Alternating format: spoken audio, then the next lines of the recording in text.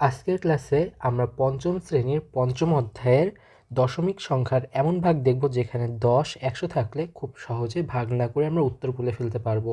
সেটি কিভাবে?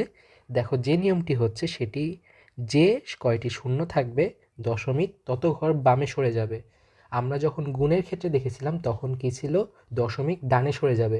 এখানে কি হবে? দশমিক বামে সরে যাবে। তার মানে এদিক থেকে এদিকে যাবে দশমিক, আর গুণের ক্ষেত্রে দশমিক এদিকে গিয়েছিল। তাহলে এখানে ভালো করে খেয়াল করো, 10-এ কয়টি শূন্য আছে? একটি শূন্য আছে। তাহলে দশমিক এক ঘর বামে সরে যাবে। তাহলে উত্তর কত হবে? 2.43। যদি আমরা নিচেরটায় আসি, এখানে দেখো 2টি শূন্য, তার মানে দশমিক 2 ঘর বামে সরে যাবে, তার মানে 1, 2। এখানে দশমিক আসবে, তাহলে কত হবে উত্তর? 0.243। এটি আমাদের উত্তর। চলো আমরা আরও একটি দেখি।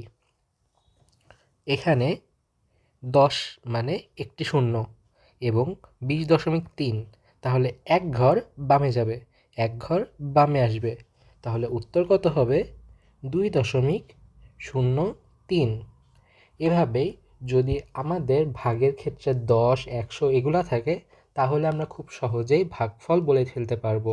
তাহলে কি হবে? আমাদের দশমিক তত ঘর বামে যাবে যে কয়টা শূন্য থাকবে, এবং গুণের ক্ষেত্রে কি বলেছিলাম? যে দশমিক ডানে যাবে যতটা শূন্য থাকবে।